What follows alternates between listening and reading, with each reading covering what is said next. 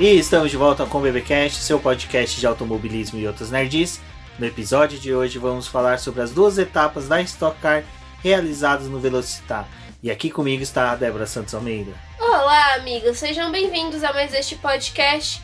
Bom, parece que o Cruze tomou seu danoninho e ficou bem forte para essa etapa e deu bastante trabalho, hein? Exatamente. Bom, eu sou o Rubem GP Neto e nesse episódio vamos falar sobre as duas corridas que foram realizadas neste domingo, no dia 18 de outubro, no Autódromo do Velocitar. E antes vamos aos nossos recadinhos da paróquia. Bom, pessoal, eu gostaria de pedir para vocês que estão escutando este programa conferirem a nossa campanha lá do Apoie-se, porque é com ela que a gente mantém o nosso trabalho aqui. Os links vão estar todos disponíveis aqui na publicação desse podcast e no seu agregador favorito. Então passe lá, apoie-se e venha fazer parte do nosso grupo do WhatsApp e conversar com a gente sobre Fórmula 1, Stock Car e outras categorias. Exatamente. Também não deixem de conferir o nosso canal no YouTube.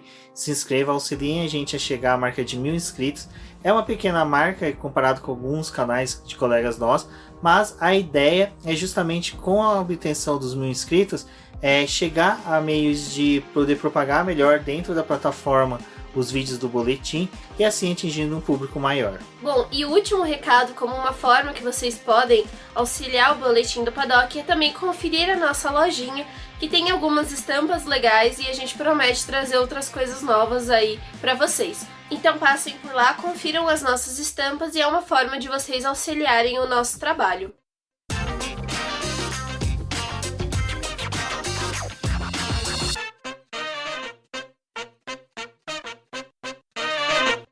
Bom, Débora, a Stock Car chegou ao Velocitar, ao autódromo que fica em Mogi das Cruzes. E assim, a gente já tinha a notícia de que os Cruzes receberiam, né, a segundo pacote de equalização da categoria, chamado PEC 2, em que traria uma possibilidade do carro se aproximar mais dos Toyota Corolla. Mas se a ideia era se aproximar, ela deu erro, porque simplesmente os Cruzes ultrapassaram os Toyota Corolla durante o final de semana. Foi um destaque da corrida, desde os treinos livres a gente já viu os Corollas figurando à frente dos Toyotas, quer dizer, desculpa, o Corolla é da Toyota, na verdade os Cruze, né, figurando à frente dos Toyotas Corolla. Então foi uma corrida típica para um calendário que estava vendo todas as corridas sendo dominado, a gente não gosta de usar esse termo aqui, né, pelos Toyotas Corolla, mas havia, né, uma certa aí preferência deles pelas vitórias. Rubens, eu tava aqui pensando numa coisa.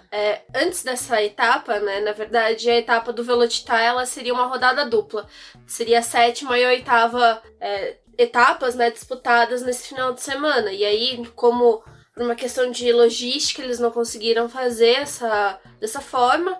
Foi adiado essa próxima corrida. Mas, assim, eu fiquei imaginando, tipo, a gente teve essa corrida, né, num formato que a gente já tá mais acostumado, treino livre na sexta-feira, classificação no sábado, a corrida no domingo, mas assim, o Cruze, ele realmente dominou, né, tanto treino livre quanto as classificações, a gente tinha uma boa concentração ali entre os 3 primeiros com esses carros. Então, assim, o que a gente tinha discutido lá no outro podcast a respeito dessas atualizações e que até então não parecia que tinha dado muito certo, porque tinha equipe utilizando, outras não, umas testando para ver se naquele circuito ia dar certo, às vezes preferindo deixar para lá e não seguir com essa atualização porque naquele circuito não funcionava. Eu acho que dessa vez funcionou bem, porque a gente teve o carro que casou muito bem com o circuito e acho que essas atualizações também favoreceram o pessoal que estava com o Cruze. E foi o que a gente também conversou nesse outro podcast a respeito da quantidade de Cruzes e do Corolla que tem. O Corolla tem uma quantidade menor no grid, mas ainda assim ele acaba se destacando mais. Mas eu acho que foi bem-vinda essa atualização, é bom pro campeonato, apesar da gente ter, né, uma etapa em que os Cruzes acabaram até, de certa forma, dominando, porque a gente estava acompanhando essas outras corridas em que tinha as vitórias do Corolla, então acabava colocando, né, o Corolla à frente desses carros. Agora o que me preocupa é quando tiver essa atualização do Corolla, como que vai ser? Porque demorou um certo tempo pra gente conseguir barrar um pouco o Corolla, né? E agora, se ele tiver atualização e voltar a disparar, vai ser um pouco complicado de equalizar esse pessoal aí. Exato, a questão da equalização eu achei que foi muito bem-vinda, porque realmente estava ficando chato e a gente tinha pilotos grandes disputando corridas com cruze, que a gente via que não estava refletindo o talento deles. Só uma coisa, é porque a gente tinha até... Quando a gente terminou de gravar aquele outro podcast, a gente ficou se perguntando se a gente tinha virado o advogado do Cruze, né? Já até ficou com medo de estar defendendo demais o Cruze. Não, a gente não ganhou um Chevrolet, não temos nenhum desse carro. A gente ainda tá com o saudoso Rafael aqui, nosso golzinho. Exato, mas só que foi interessante essa atualização, que obteve um bom desempenho no carro, mas uma coisa que até agora há pouco eu estava gravando com o pessoal lá da zona de ultrapassagem, obrigado ao Gabriel, ao João pelo convite, e foi interessante que a gente até conversou que as corridas estavam vindo em pistas em que estavam temperaturas bem agressivas no asfalto, e que foi a primeira corrida em que a gente teve um cenário normal da Stock Car, que é sempre uma pista com temperatura amena, não é muito calor, também não é muito fria. Então parece que o Cruze, pela primeira vez, na verdade os dois carros, pegou o perfil ideal de uma corrida da Stock Car. Porque, ao contrário de uma categoria internacional como a gente vê na Fórmula 1, a Fórmula 1 busca, né, os países nos períodos em que eles estão com verão para poder pegar o asfalto mais quente, por causa do pneu da Pirelli tem uma característica melhor no carro de Fórmula 1 por pistas mais quentes. A gente viu em Nürburgring agora uma característica diferenciada por estar mais fria. Contudo, na Stock Car, o pneu ele gosta do clima ameno, que é o de hoje, para um clima um pouco mais frio, pela preservação dos compostos. A Pirelli mesmo estava com receio, né, dessa corrida, não pela questão do calor, mas pela questão da abrasividade da pista. Então, até quando teve as paradas ali durante a corrida, a gente viu o pessoal trocando mais pneus para poder ter uma performance melhor.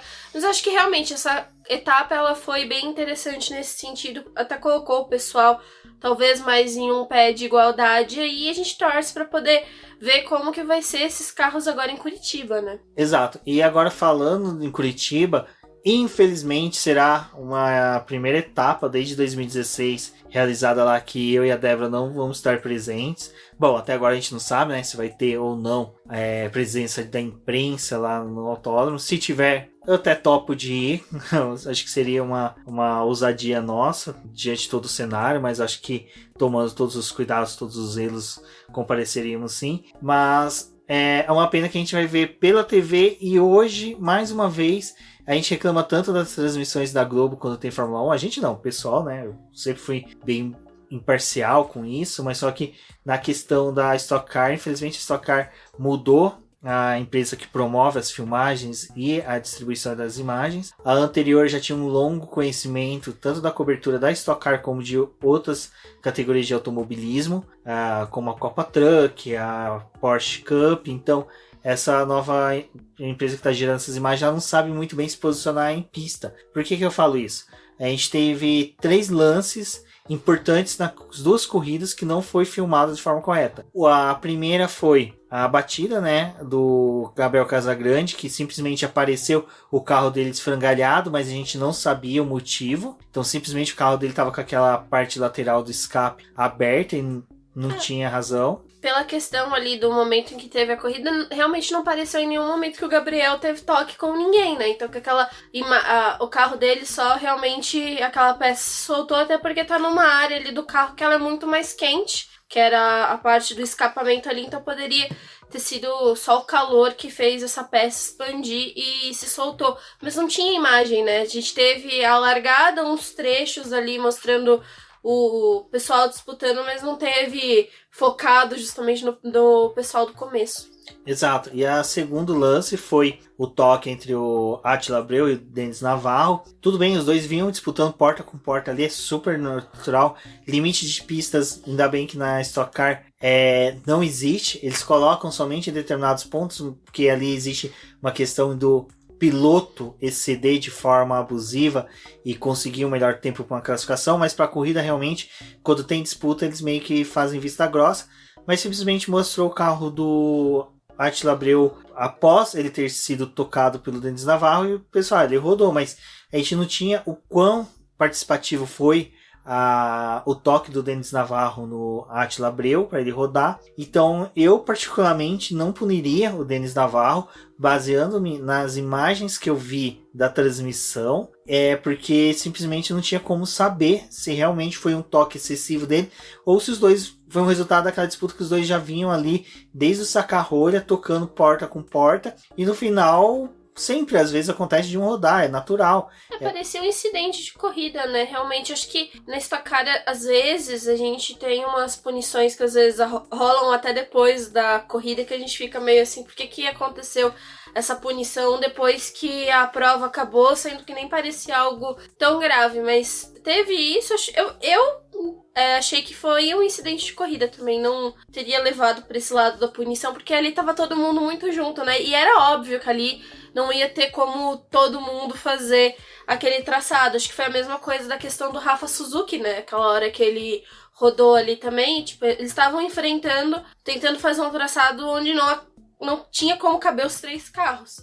Então o Rafa acabou levando a pior e rodou, né? Exato, então você tem essa questão que a transmissão foi falha nesses 2 momentos, que foram momentos que sim, a gente poderia ter tirado algo a mais para até comentar com vocês durante o podcast, mas pelo menos nesse negócio da punição, eu particularmente não vi motivos para punir, eu não teria punido o Denis Navarro, e o Denis Navarro também é um cara que merece um trechinho no podcast falando de como ele tá evoluindo, tá sendo satisfatório ver a evolução dele. É algo que melhora muito até mesmo para a categoria, porque o Denis Navarro era um piloto que vinha muito apagado, mas é uma questão de que ele casou muito bem com esse carro, e isso a gente está vendo acontecer com outros pilotos. Mas voltando à questão da transmissão, e por último, a que vai gerar até o próximo debate, que foi a ultrapassagem do Ricardo Maurício sobre o Matias Rossi. A reta principal ali do Velocitar, ela tem tipo de uma subidinha, uma lombada, né? Para depois ter a descida e entrar na primeira curva. O que acontece é que a posição que estava a câmera de televisão filmando, os pilotos quando acabavam de fazer a curva 0, eles sumiam da pista em decorrência dessa lombada gigante, desse lombo que tem na pista. Então você só via eles depois que eles tomaram a bandeirada. E na hora que deu essa sumida, a gente não viu o Ricardo Maurício efetivamente ultrapassando o Matias Rossi. A gente só viu depois que no ponto que seria, tecnicamente, o final da volta, ele ultrapassando ele já à frente do Matias Rossi. A gente olhou no site da Cronon, né, que é a empresa que faz a cronometragem oficial da categoria. E quando eu falo oficial é porque essas informações que a gente tem e que a própria categoria passa para que a gente possa ter acesso, para que a gente possa saber os resultados dos treinos, da classificação, para informar para vocês. Então todos os nossos posts de treino classificatório, treino livre, são baseados nos tempos que são disponibilizados pelo site Cronon e que a própria categoria utiliza, e a CBA utiliza também para outras categorias, como a Copa Truck, a Porsche Cup, a Stock Light, inúmeras. Enfim, então, como a gente não teve essa visão, pra gente, o Ricardo Maurício ultrapassou no último momento. E, cara, que gostoso que foi ver isso durante a corrida, que empolgante que foi. Cara, Ricardo Maurício brigou até a última hora com o Matias Rossi, que é um piloto que a gente tá torcendo muito na Stock Car. Então foi triste saber depois que meio que resolveram no tapetão. Pegaram uma foto lá aleatória e falaram: não, olhem nessa foto, o Ricardo Maurício está atrás. Ficou muito ruim porque a transmissão não mostrou, e depois a gente teve a questão do debate do Cronon, que a gente vai falar um pouquinho mais à frente, né, Débora? Eu só queria destacar mais uma coisa nessa questão de transmissão. Tudo bem que depois eu volto pra essa do Ricardo Maurício, mas também foi o abandono do Daniel Serra. Demorou pra poder mostrar, ele sumiu, ele tava ali disputando acho que a 2ª posição, e aí ele sumiu, caiu pros últimos, e aí a gente viu que ele realmente tinha abandonado. E no mesmo momento, o Gaetano de Mauro também abandonou. Então parecia assim que, né? Parecia que tinha acontecido alguma coisa com os dois juntos, assim. Talvez uma disputa, mas não. Cada um abandonou em um trecho da pista, mas eles abandonaram juntos. E aí também ficou meio assim, sem explicação o que estava acontecendo. Eu acho que também outra imagem ali que ficou meio perdida foi o acidente lá do mecânico nos boxes com o carro do Pedro Cardoso também, que a gente só foi descobrir quando a corrida acabou. Que foi falado que o Pedro tinha tido um problema, mas a imagem em si só foi gerada depois, né? A gente só conseguiu ter ideia da gravidade do acidente depois. Então, o pessoal da transmissão tá bem perdido. É uma pena, porque, cara, era irretocável as transmissões da Stock Car no passado e ficou bem ruim, mas fechando essa questão da transmissão, a gente já pode adentrar desse negócio da cronometragem, porque pra mim foi um balde de água fria na segunda corrida. Um dos 2 baldes, eu vou ter o... Não, eu vou fazer um terceiro balde. Vamos fazer um quadro? Não, a gente... balde de água fria. Tipo a sala da Dona Florinda, naquele episódio que tem 1000 goteiras. Cada goteira que teve ruim nessa corrida, que gerou um balde de água fria, foi na segunda corrida, na minha opinião. Essa da cronometragem, acho que foi o balde mais cheio que tinha. Tinha até uma carpa que veio dando um rabada na nossa cara, porque foi... Cara, foi patético. Eu, pra mim, tinha mantido o Ricardo Maurício. Desculpa, Matias Rossi, mas... por que eu teria mantido o Ricardo Maurício? Pra quem já foi em autódromo, ou pra quem invadiu o autódromo de Interlagos também, vamos falar dessa forma, já viu que na pista é feito... Até a Mariana Becker, até nas transmissões, o Marcelo Coelho já mostrou os riscos que tem na pista, que eles passam os cabeamentos de sensores que fazem a cronometragem. Então, a partir do momento que passa o piloto naquele ponto, sabe-se que ele teve a passagem naquele exato momento do tempo, que aí é onde que ofere o tempo até mesmo da pole. Nesse negócio do cronômetro da Stock Car, não é igual da Fórmula 1 que a gente tem, né? Os carros têm 1 milhão de sensores e quando já tem a ultrapassagem no aplicativo já mostra a troca de posição. O cronômetro da Stock Car e dessas outras categorias é diferente. Um sensor específico da pista, quando o carro passa, ali ele determina a posição que o carro tá na pista. Então a gente demora uma volta, teoricamente, para poder saber todas as movimentações que teve. Aí ele mostra com uma bolinha verde quem ganhou posição e com a bolinha vermelha quem acabou caindo, né, e perdendo as posições. É assim que funciona. Não é igual da Fórmula 1 que já o fulano chegou, ultrapassou, já troca. Tem esse delay. Exato. Então, tem essa questão, mas só que como a Débora falou, os carros da Stock Car a gente só fica sabendo quando passa nesse determinado ponto. E é por isso que ficou muito estranho o Matias Rossi permanecer na segunda posição, sendo que se na Stock Car você só tem um ponto de oferimento, de que é oferido o tempo de volta e a posição que você tá, como a categoria ficou sabendo que o Ricardo Maurício estava atrás do Matias Rossi, tipo 10 metros antes desse ponto, que é onde que mais ou menos eles utilizaram de foto para poder falar, não, o Matias Rossi estava na frente, sabe? Ficou muito feio e tipo, usaram uma foto como se fosse a final lá do Copa Pistão, em que o McQueen usou a língua para ultrapassar, sabe? É da época de jockey, de utilizar uma foto para oferir se o piloto ultrapassou ou não. Então eu achei muito chato essa questão, porque simplesmente a corrida inteira a gente utiliza um ponto para oferir o tempo e a posição dos pilotos, mas na última volta a gente vai usar onde está a bandeira.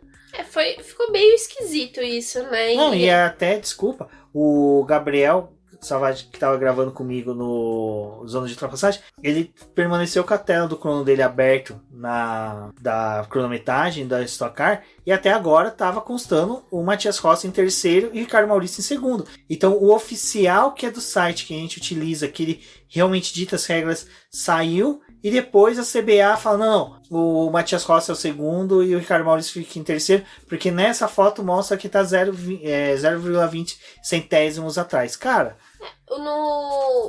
Esse cronômetro, né, essa empresa, depois no final da corrida eles geram os PDFs, que são com os resultados oficiais, né? E com esse resultado oficial, realmente, o Matias Rossi ficou na segunda posição e o Ricardo Maurício em terceiro. Mas, geralmente eu coloco, quando a gente tem as corridas da Stock Car, eu coloco o print da última tela, lá nos posts. E esse final de semana eu não coloquei, porque nessa corrida, né, ia ficar errado eu colocar ali, sendo que depois que a corrida acabou, não, falaram que o Matias Rossi tinha ficado, e lá no negócio do cronômetro tava mostrando que era o Ricardo Maurício. Então, assim, é difícil porque a gente segue essa cronometragem pra poder não só fazer a gente, os testes. né? Todo mundo. E fica difícil de você dizer realmente o que aconteceu, porque você tem uma coisa e no final eles alegam que foi outra, né? Mas a imagem ali parecia realmente que o Ricardo Maurício tinha feito a ultrapassagem no Matias. Até porque ele usou o botão de ultrapassagem, tipo, o botão de ultrapassagem, ele tem um delay para poder ser acionado. O piloto aperta, mas ele sabe que só daqui a um tempinho que ele vai ser ativado. Então, quando o Ricardo Maurício acionou, ele teve essa potência na última volta, né? Nesse final de volta. Então, realmente parecia que ele tinha conseguido essa posição por causa que ele tava com mais potência do que o carro do Matias, né? Mas assim, difícil, né? A gente já teve outras situações que também a folhinha falava uma coisa e no final a transmissão dizia que é outra. Então é complicado. Bom, tirando todos esses percalços que tivemos na final de semana, as duas corridas foram excelentes, eu gostei demais. Eu acho que foi uma das melhores corridas da Stock Car que eu assisti nesses últimos anos, porque tivemos vários pegas e foram pegas de... Não foi tipo disputas desleais, foram muitas disputas realmente que o piloto tinha que se concentrar, buscar, apertar bastante o adversário. Então foi bem bacana. A primeira corrida teve vitória do Júlio Campos, que obteve a pole position, mas aí tem aquela coisa, ele obteve a pole position tendo o carro mais leve, com pouco combustível, ou seja, tinha combustível apenas para a primeira corrida, e fez uma corrida muito boa, mas só que assim, agora a gente começa a adentrar numa questão. Ele estava com pouco combustível, mensurou a corrida inteira, o final de semana inteira, para obter só a primeira corrida na primeira prova, fez o que o Bruno Batista fez na última corrida lá em Cascavel, então fica muito... Cascavel, Goiânia. Cascavel, isso, desculpa. Então fica muito latente que alguns pilotos vão tentar isso no futuro, então é algo que eu acho que a categoria tinha que pensar bem na questão do piloto que faz a primeira corrida e descarta a segunda. Eu nunca gostei muito disso, do fato de descartar a segunda corrida e você só focar em uma corrida. Na verdade, assim, né, a Stock Car tem muito disso. Às vezes o piloto só foca em uma corrida porque não teve uma boa classificação, então não vai conseguir extrair muita coisa da primeira corrida e acaba indo bem na segunda. A gente tem o Rubinho, que é a prova, né? Mas o Rubinho, ele começa correndo a primeira e termina a segunda. Não, sim, né? Mas essa questão de você vencer a primeira corrida e não conseguir terminar a segunda, eu nunca fui muito fã. Porque o pessoal acaba estragando o carro completamente na primeira corrida e aí a justificativa é essa para não participar da segunda. E o grid da Stock Car esse ano já tá curto, né? 24 carros, então o abandono desse pessoal aí também acaba causando, acho que até problema pra corrida, porque a gente gosta de um grid mais movimentado. Exato, então tem essa questão, mas a primeira corrida foi bem bacana. Tivemos o incidente do Denis Navarro e do Attila Abreu, que a gente já comentou. Pra mim e pra Débora foi incidente de corrida, não tinha que ter a punição, eu achei a punição excessiva, mas o que é legal é que a gente viu pilotos crescendo nessa primeira corrida, e foi gratificante, principalmente ver o Gabriel Casagrande fazendo uma boa corrida, o o Alan Kodair também fazendo, mostrando um crescimento da equipe Cavaleiro, da equipe Brown, né? Então tá sendo bem legal, assim. Eu acho que Stock Car tá sensacional. Se você tá ouvindo o BBcast pela primeira vez, acompanha com a gente Stock Car, vale muito a pena, uma categoria de carros de turismo, assim, estoque muito bacana. E é legal que você pega um domingo que nem foi hoje, que a gente teve duas coisas da Stock Car sensacionais, depois a gente teve à tarde a NASCAR, e a gente pode ver que como duas categorias que têm o mesmo embrião de origem, a gente consegue ter disputas diferentes, corridas diferentes, e é muito gostoso ter no mesmo final de semana. O Gabriel a gente vinha falando já, acho que desde o ano passado, fiquem de olho, porque ele realmente, quando ele pega o carro, que assim, todo final de semana dele sai muito bem, ele acaba tendo bons resultados. Essa corrida foi mais uma prova, né, disso. E ele foi o maior pontuador da rodada, então mostrou que o trabalho que ele fez nas duas corridas deu muito certo. O Gabriel terminou na segunda posição, mas ali na largada a gente já viu ele atacando para poder conseguir essa posição. Ele já decidiu ali naquele momento, e o Campos também não deu muita brecha, né, para que ele conseguisse essa primeira posição. Então acho que foi uma corrida bem interessante do Gabriel. E da Blau, ali da dupla, né, em si, do Alan Kodair e do Diego Nunes, acho que também foram boas corridas. Eles estavam mostrando já nos treinos livres que provavelmente estariam entre os primeiros, então foi bem interessante a gente ter visto essa combinação. O Alan Kodair terminou na terceira posição dessa primeira corrida. E o Nunes, ele, né, deu o pulo do gato ali para poder conseguir largar da pole da segunda. Então, acho que foi um bom resultado ali pro time, resultados diferentes. E a Blau tá nessa, né? Eles estavam tentando conquistar corrida, eles vão vindo nessa crescente. E cedo ou tarde, né, isso ia acontecer. Felizmente, aconteceu com o Diego Nunes. Eu acho que eles estão casando muito bem. A gente tá vendo esse ano, principalmente... o Rubens falou, pilotos que estavam um pouco apagados nas outras temporadas, pilotos que não tinham um carro tão bom, acho que estão se acertando muito bem com esse equipamento. E a gente tá vendo, sim, corridas extremamente disputadas. Às vezes, acho que até nos textos ali eu não faço jus totalmente ao grid, porque a gente acaba falando mais dos 10 primeiros, a gente tem ainda muito essa questão, acho que meio que estilo Fórmula 1, né, os 10 primeiros e ser mais grandioso, mas quando você olha pro grid como um todo, a gente tá tendo uma boa movimentação, assim, o pessoal tá realmente indo atrás de pontos e tendo boas disputas. E nesse final de semana que a gente teve essas duas corridas, uma seguida da outra, a gente pôde ver o pessoal muito conservador ali na primeira corrida, evitando toque, evitando estragar o carro, porque muitos realmente estavam querendo fazer duas boas corridas. Eu acho que da primeira corrida a gente ainda consegue extrair uma questão que, sim, é uma pena a gente ver o Kaká Bueno tendo péssimo campeonato. Eu sou um cara que cresceu assim vendo ele, até estranho, né, falar eu cresci vendo ele, porque o Kaká não é uma diferença de idade tão grande assim pra mim, mas a fase que ele tava sendo um dos melhores pilotos sim do Brasil, eu era já moleque, então eu acompanhei ele, vi ele. Os títulos dele na Stock Car foram títulos irreparáveis. Infelizmente a gente teve algumas passagens aí de CBA, de outras entidades que acabaram prejudicando o caminho dele, mas eu acho que ele perdeu um pouco, alguma coisa no caminho, mas só que o Kaká Bueno é um cara que eu acho muito interessante, que a gente sempre vê ele com entrevistas otimistas para a próxima corrida, otimista para a próxima temporada, e eu acho que é um piloto que merecia sim ter uma chance novamente numa equipe grande, para quem sabe, é que a Crown é uma equipe boa, não é uma equipe tão ruim, mas eu acho que ele poderia sim tentar, sabe, uma outra equipe no futuro para ver se consegue voltar a ser aquele grande piloto do passado. Mas infelizmente é aquela coisa que até esses dias foi aniversário do Carlos Del Valle do podcast F1 Brasil. Eu tuitei uma brincadeira do Eduardo Patriota, que é uma frase do Del Valle que é: o cara se classificar mal, daí ele fica lá chafurdando no meio do pelotão do Afeganistão. E é o que está acontecendo com o Kaká Bueno. As péssimas classificações que o carro tem, ele acaba caindo no meio do pelotão do Afeganistão e fica chafurdando ali.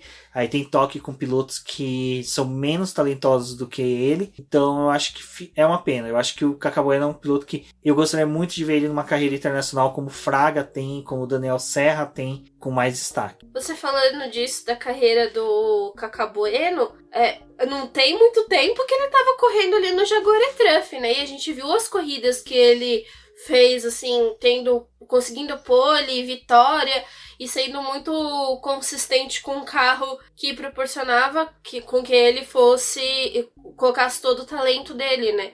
E de fato, ali quando a gente tava vendo as corridas do Jaguar E-Truck, era muito ele, o Sérgio Gimenez, e ali disputando. Então eu acho que assim, realmente é difícil para um cara como o Kaká estar ali no meio do pelotão e saber que tem outros pilotos que às vezes podem causar, estragar o carro, bater, ter essas disputas mais duras. Num momento como esse, acaba prejudicando a corrida dos dois, né? Então, sim, a gente tá vendo o Kaká Bueno nesse ano complicado, e também tem o Daniel Serra, né? O Daniel Serra é um excelente piloto, a gente falou várias vezes do fato dele administrar as duas corridas para poder conseguir um resultado melhor, conseguir pontos. Foi muito assim que ele conseguiu os campeonatos dele, mas esse ano tá sendo terrível pro Daniel Serra. Ele vai bem numa corrida, na outra ele já não consegue ter um bom resultado. Nessa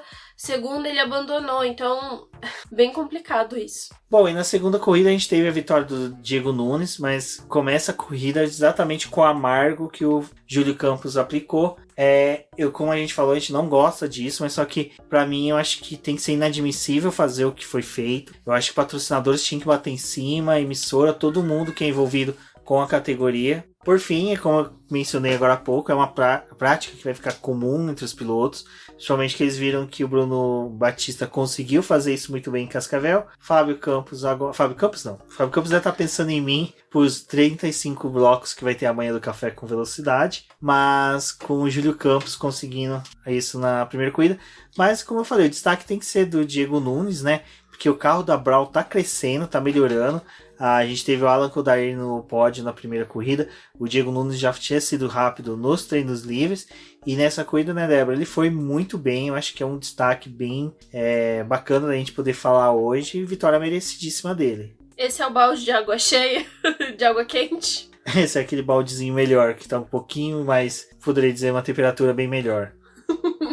Bom, acho que essa corrida do Diego Nunes é aquilo que eu falei, né? Realmente a Blau tava vindo, construindo para poder conseguir bons resultados e saiu essa vitória aí para eles nessa segunda corrida e também o resultado que eles tiveram ali na primeira prova, acho que é bem-vindo, né, para a forma como o time tá conduzindo as coisas. A gente tá vendo o César Ramos ali liderar o campeonato sem ter nenhuma vitória. Então eu acho que tem toda essa coisa, né? De você começar a perceber que nem sempre quem é que tá vencendo tá tendo os melhores resultados no grid e tá conseguindo mais pontos. Eu acho que é uma das coisas, um dos fatores que a gente tá vendo a Blau mostrar nesse campeonato, também tentando conseguir melhores resultados, nem sempre só a vitória. E eu acho que a vitória na segunda corrida é até um pouco melhor do que a primeira, né? Porque quando a gente olha essa questão do Júlio Campos de, ter estragado completamente o equipamento na primeira corrida e ter ficado sem nada pra segunda,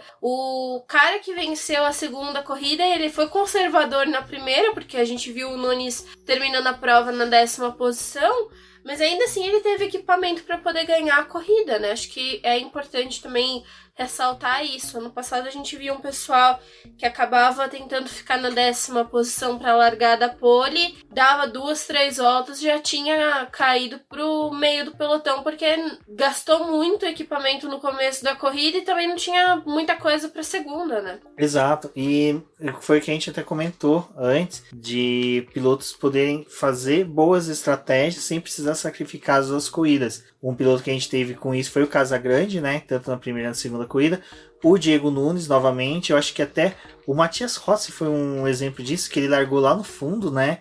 Ele largou bem atrás e conseguiu ter uma estratégia de, assim como o Diego Nunes e o Daniel Serra, de permanecer ali entre 8º, 9º e 10º para poder sair na pole na segunda corrida, sem ter prejudicado a primeira corrida, sem ter tido que recolher. Então isso foi muito bacana. O Rossi, ele terminou a primeira corrida em 8º e a segunda ele conseguiu a segunda posição. Então acho que ele teve uma estratégia realmente que dá pra gente colocar aí parecida com o que aconteceu com o Nunes. Exato, então acho que, cara, a segunda corrida foi muito bacana. Foi uma pena o Daniel Serra ter quebrado. Acho que ele precisa fazer uma etapa na Bahia para poder ter uma sessão de descarrego, porque a zica tá muito grande ali pro lado dele. Um piloto que ficou bem apagado durante o final de semana inteiro foi o Rubinho Barrichello, a gente quase não viu ele. E outro ponto que é interessante é que o César Ramos continua na liderança sem vitórias, e isso é uma coisa que até a gente comentando lá no Zona de Ultrapassagem, se incomoda ou não as pessoas. Eu falei que não me incomodo, porque faz parte do automobilismo você ler, estudar o seu regulamento para você saber aonde que você vai poder extrair pontos positivos e como ganhar um campeonato. O Daniel Serra fez isso no passado, o Thiago Camilo também fez e adotou uma estratégia diferente do Daniel Serra. Eu acredito que o Thiago Camilo esse ano adotou a mesma estratégia que o Daniel Serra tinha no passado, contudo não está conseguindo encaixar. Mas é que esse ano ele tá sendo um ano muito diferente, né? A gente tá tendo etapas bem, assim, com outros tipos de situação que a gente não via muito no ano passado. Eles pegaram muito etapas com muito calor, aí essa questão dos novos carros, então eu acho que tudo isso mexeu, assim, a estratégia do Serra é boa, mas esse ano, porque a gente tá vivendo um ano atípico, é muito complicado para você se manter. E o Ramos, ele tá vindo, né, fazendo boas corridas também, apesar de não ter vitória, que eu acho que é uma coisa que não incomoda. Até acho que, assim, em algum momento dessa temporada ainda deve acontecer essa vitória, mas ele, pelo menos, ele tá administrando muito bem, né? Pode ser que numa dessas outras corridas aí ele resolva sei lá, se dedicar à primeira corrida para poder conseguir essa vitória e a gente veja esse movimento de não ir tão bem na segunda, mas tá funcionando, se manter ali nesse meio e conseguir os pontos dele para poder ter uma boa temporada. E o Camilo acho que perdeu um pouco desse destaque, assim, mas é mais por conta dessa temporada que a gente tá tendo. Se fosse, acho que um momento normal, assim, provavelmente estaria funcionando o que ele tá fazendo. Bom, acho que foi isso do final de semana, né, Débora? Teve muito mais coisa, com certeza, mas vocês podem conferir nos posts lá do site do Boletim do Paddock. A Débora fez todos, desde do preview da etapa até as 2 corridas.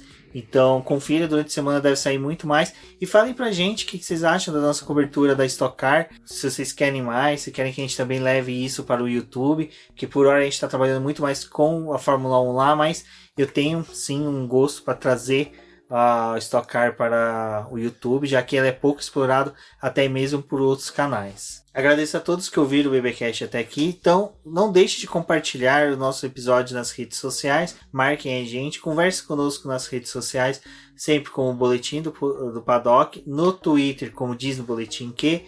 Eu sou o Rubem GP Neto, um forte abraço e até a próxima. Eu sou a Débora Almeida, no Twitter como The Flowers. Acompanhe o nosso trabalho nas redes sociais, lá no YouTube, Facebook e em todas as plataformas como Boletim do Paddock. Até a próxima! Bom, é isso, pessoal. E agora nós vamos inserir os agradecimentos dos nomes dos nossos apoiadores no final. E são eles: Ricardo Bannerman, Maia Barbosa, Elezer Teixeira, Luiz Félix, Arthur Felipe, Rafael Celone, Will Mesquita, Antônio Santos, Rogério Froner, Helena Lisboa, Cássio Machado, Carlos Del Valle, Bruno Valic, Eric Nimes, Bruno Shinozaki, Alberto Xavier, Will Bueno, Ricardo Silva, Beto Corrêa, Fabrício Cavalcante, Arthur Apóstolo, Sérgio Milani, Melquiades Veloso, Micael Souza, Ezequiel Bales, Cineo Messi, Rafael Arílio, Rafael Carvalho, Fábio Ramiro, Lauro Vizentim, Maria Ângela, Thaís Costa, Rafa Catelan, Jane Casalec e Carlos Eduardo Valese. Muito obrigado a todos.